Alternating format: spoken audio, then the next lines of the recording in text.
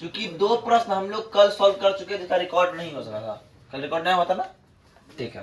लेकिन तीसरा नंबर क्या है, अगर हम देखिए रिकॉर्ड करके डाल देंगे उसको भी, इसके लिए डोंट वरी रहिएगा, उसको कॉपी पे ही बनाकर रिकॉर्ड करके डाल देंगे। यश ने एक टेस्ट में 40 अंक अर्जित किए हैं। यश नाम का एक लड़का है, एक टेस्ट दे रहा है, वो कुल 40 अंक लाता है। जब उसे प्रत्येक सही उत्तर पर 3 अंक मिले हैं और अशुद्ध उत्तर पर 1 अंक काट ली गई है। सही पर 3 अंक मिलता है, एक अशुद्ध पर 4 अंक, 1 अंक काट लिया जाता है। यदि उसे सही उत्तर के लिए 4 अंक मिले तथा अशुद्ध उत्तर के लिए 2 अंक काटते हैं, 50 अंक अर्जित करता है। टेस्ट में कुल कितने प्रश्न थे? टेस्ट में कुल कितने प्रश्न थे? बात ये है। तो मतलब और सही प्रश्न और गलत प्रश्न का हमको पता चल जाए तो हमको कुल प्रश्न पता चल जाएगा, है ना, है ना। अगर मुझे कुल सही प्रश्न और कुल गलत प्रश्न का पता चल जाए तो कुल प्रश्न का पता चल जाएगा, है ना। तो माना कि सही उत्तर सही, माना कि सही उत्तर झरने वाला है क्या?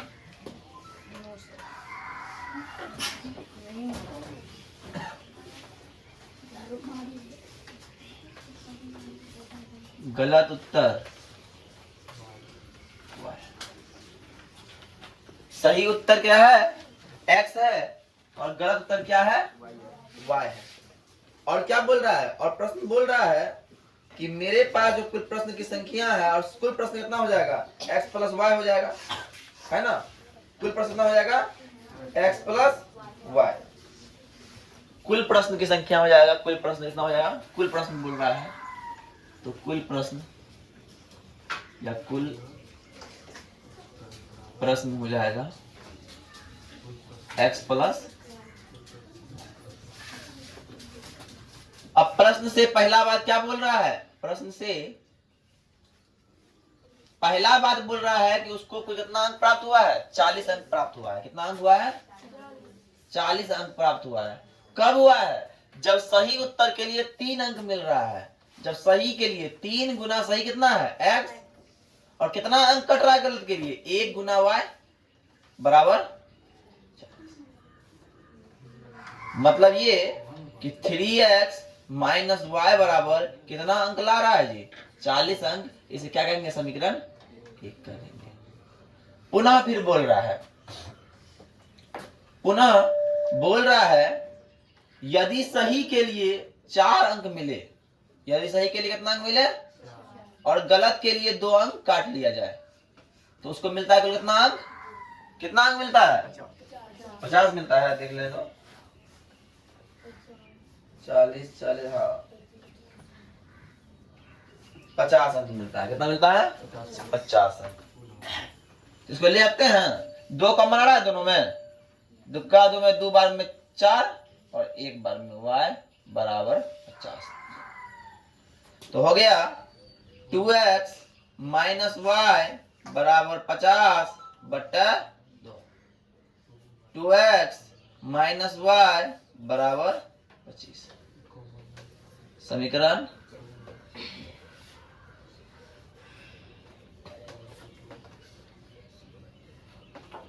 ठीक।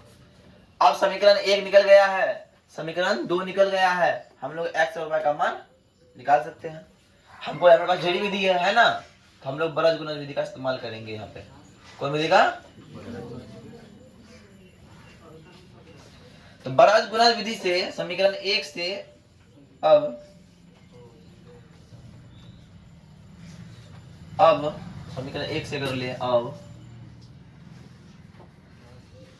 क्या होगा? a1 कितना होगा जी? 3। b1 कितना होगा? b1 माइनस 1 और c1 कितना होगा रे? माइनस 40 और a2 कितना होगा? a2 2, b2 -1 और C2 -25। कोई दिक्कत?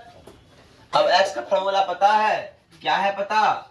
BC होता है B1 C2 C2 B2 C1 है ना, B2 C1 बटा AB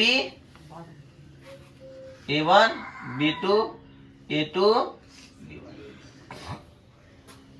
कोई दिक्कत? फॉर्मूला पुट कीजिएगा।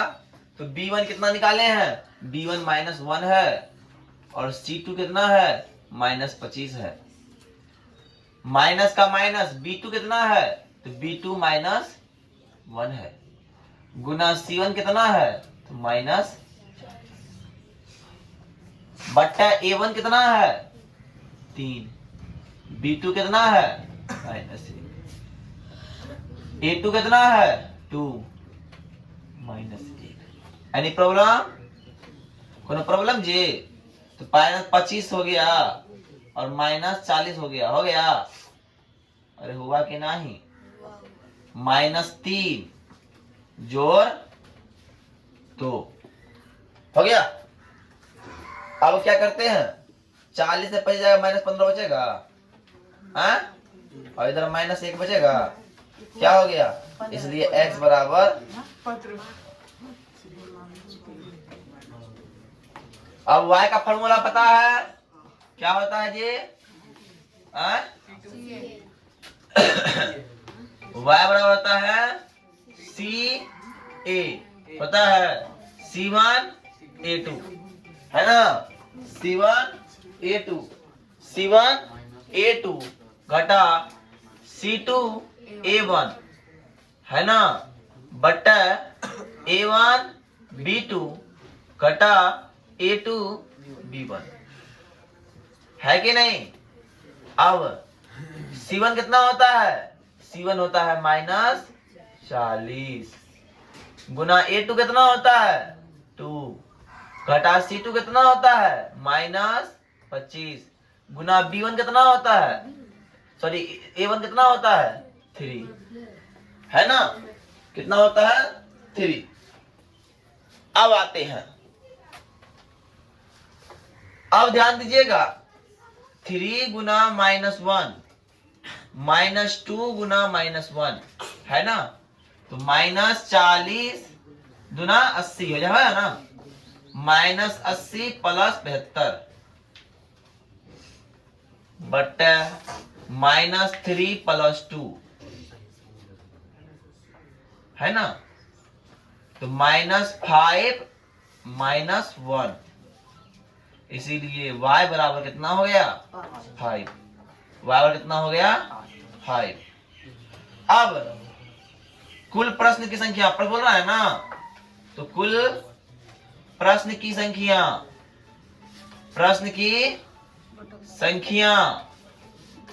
बराबर x + y। x कितना है? 15, y कितना है? 5, इसलिए कितना हो गया? 20। अर्थात कुल प्रश्न की संख्या कितना हो गया? 20। कुल प्रश्न की संख्या कितनी है? तो 20 है। ठीक है, नोट डाउन कीजिए, ध्यान समझो। सवाल बोल रहा है कि 2 कार चल रही है। 2 कार जो है, मान लो एक कार A है और एक कार B है, वो चल रही है यहां से और यहां से। ठीक है, अब क्या बोल रहा है? भिन्न भिन्न चालों पर एक ही समय में चलना प्रारंभ करती है और दोनों के बीच की दूरी जो है 100 किलोमीटर। कितना है?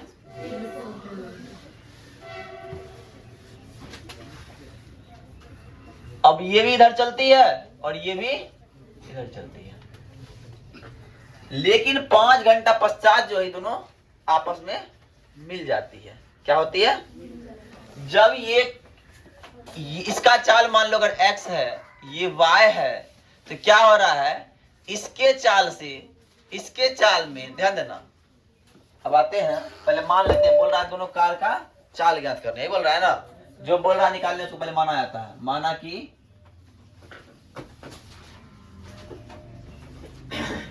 कार ए की चाल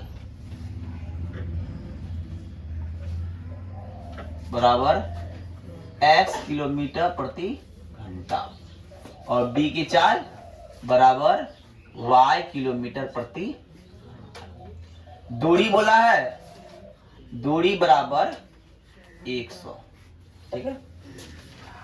पहला प्रश्न बोला कि और समय दिया, एक समय है पहला में प्रश्न से ध्यान देना। समय बराबर क्या, दूरी बराबर क्या होता है? दूरी बराबर फॉर्मूला होता है चाल गुना समय। हम लोग याद पता है ना, दूरी बराबर फॉर्मूला होता है दूरी बराबर चाल गुना समय। और हमको दिया क्या है? दूरी, मतलब निकालना क्या है? दूरी। और समय दिया है, समय से दूरी निकालना। प्रश्न से क्या करेंगे? प्रश्न से पहले x का चाल, x का दूरी निकालेंगे, a का दूरी निकालेंगे। a का चाल x है, समय 5 घंटा है ना? क्या होगा? 5x। अब सेम एक के तरफ जा रहा है, एक के तरफ जा रहा है और दूरी कितना है? -5y बराबर कुल दूरी है 100, है ना? क्या हो गया? 5 का 1 आ गया तो x - y बराबर 100 हो गया। इसलिए x - y बराबर 100 बट्टा 5, इसलिए x - y बराबर 20। समीकरण वहां बोल रहा है 5 घंटा पश्चात, 5 घंटा बाद बोल रहा है। मतलब 5 घंटा बाद अगर ये कार यहाँ आया है और तो ये कार भी यहीं पहुंच गया है, दोनों आपस में आकर मिल गया है, उसका कार चाल सेम होगा, एक तो बी का चाल भी सही होगा, है क्या ना? बी फास्ट दौड़ता होगा, ए धीरे धीरे दौड़ता होगा, इसलिए वो पकड़ ले जल्दी, है क्या ना? इसका मतलब क्या है? ए का चाल बी के चाल में घटेगा, वही घट गया, है क्या ना? बात समझ आया?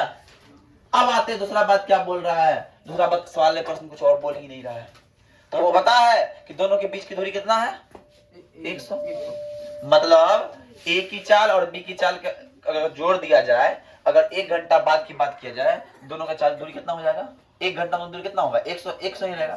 तो इसलिए पुनः बोल सकते हैं, पुनः ये बात बोल सकते हैं कि x + y बराबर 100। समीकरण, अब समीकरण 1 निकल गया, समीकरण 2 निकल गया, तो लोग बना सकते, क्या बना सकते हो? समीकरण 1 से, है ना? a1 बराबर 1, b1 बराबर -1 और c1 बराबर -1, a2 बराबर 1, b2 बराबर 1 और c2 बराबर -100। अब फॉर्मूला पता है, x का क्या होता है जी? BC होता है, B1 C2 बटा B2 बट्टा AB A1 B2 बटा A2, है क्या? अब क्या है? B1 -1 गुना C2 -100, B2 1 गुना C1, A1 कितना है? 1, B2 कितना है? 1 बटा C1 A2 कितना है? 1 और B1 कितना है? -1। ध्यान दीजिए, minus minus plus 100 minus minus plus 20, है ना? 1 जोड़ 1 हो गया 120 बट्टा 2 बराबर 60। तो x बराबर कितना निकल गया? 60। अब क्या करेंगे? फिर से क्या करेंगे? y का मान निकालेंगे। y का क्या होता है? क्या होता है जी? CA होता है। मतलब C1 A2 घटा C2 A1 बट्टा A1 B2 घटा A2। क्या करना है? C1 क्या है? C1 है -20 और A2 क्या है? A2 1 घटा C2 क्या है? C2 है -100 घटा A1 क्या है? 1 गुना 1 घटा -1 गुना 1, कोई दिक्कत? -20 माइनस माइनस प्लस 100 बट्टे 1 जोड़ 1 बराबर 80/2 बराबर 40। इसलिए y बराबर क्या हो गया 40। हम लिखते हैं अतः कार ए की चाल बराबर कितना 60 किलोमीटर प्रति घंटा। एक आंसर देख लेना तो। और कार बी की चाल बराबर 40 किलोमीटर प्रति घंटा है कि ना। कार ए की चाल और कार बी की चाल में हेलो ठीक ठीक है देंगे। कार ए की चाल हो गया और कार बी की चाल हो गया है ना।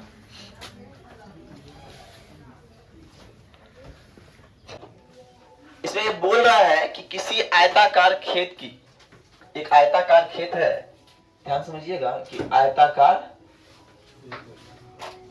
आयत के आकार का खेत है। इसकी लंबाई L है और चौड़ाई B है।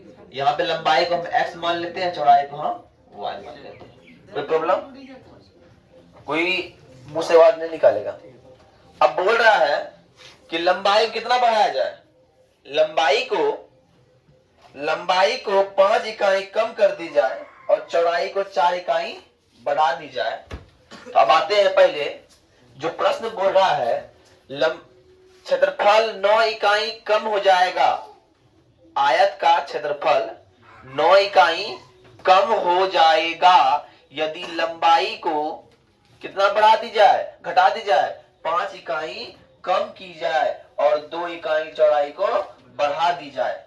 तथा दूसरा बात बोला है, यदि हम लंबाई को 3 इकाई और चौड़ाई को 2 इकाई बढ़ा ले, क्षेत्रफल 67 वर्ग बढ़ जाएगा। कैसे होगा? तो माना कि आयताकार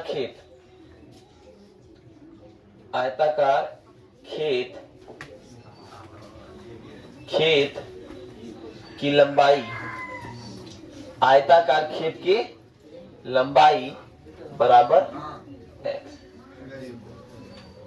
चौड़ाई बराबर y। आयताकार खेत की लंबाई बराबर x, चौड़ाई बराबर y। क्षेत्रफल क्या होगा? क्षेत्रफल होता है, आयताकार खेत का क्षेत्रफल होता है लंबाई गुना चौड़ाई x गुना y। Any problem?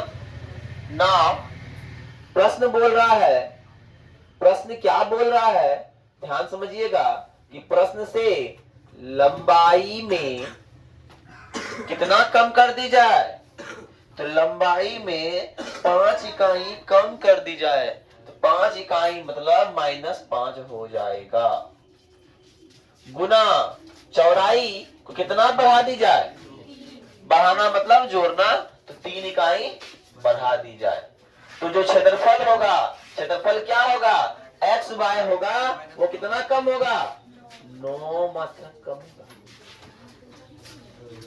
अब देखिए हम इसको गुना करेंगे, x गुना y एक्स वाई हो जाएगा और 3x हो जाएगा, -5y हो जाएगा, -15 हो जाएगा, बराबर एक्स वाई हो जाएगा, -9 हो जाएगा। ये और ये हो गया। अब आते हैं 3x -5y बराबर -9 और ये माइनस में है तो +15 है ना। तो 3x -5y बराबर -6 समीकरण। पुनः फिर बात क्या बोला है, ध्यान से देखिएगा। अगर लंबाई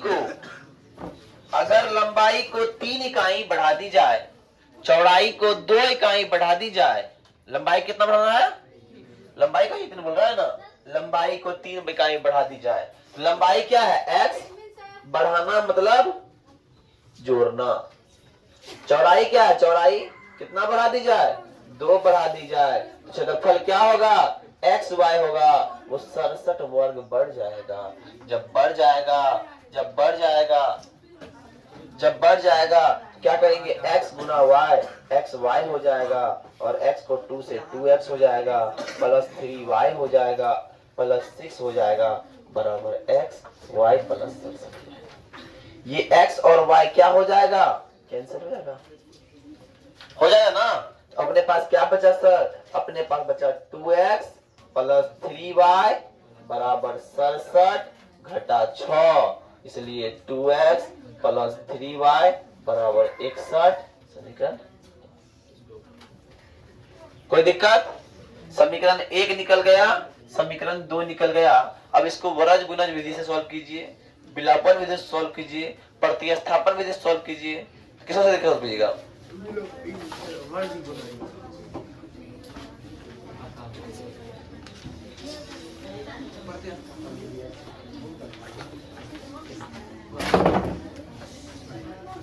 पहले हम एक बार विलोपन से करते हैं, तब फिर ब्रश से करते हैं, देखते हैं एक बार, है ना।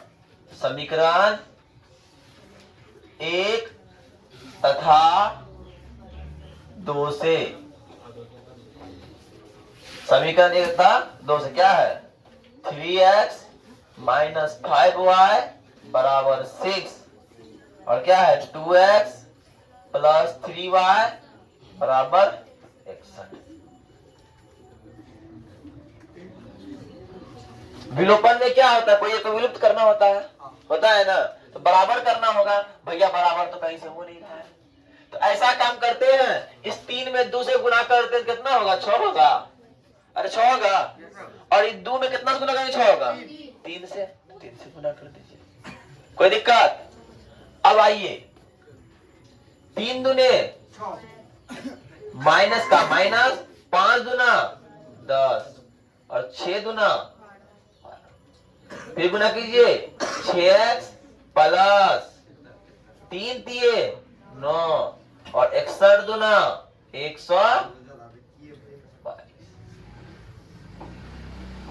घट गया और ये भी घट गया, ये घट गया तो कट गया,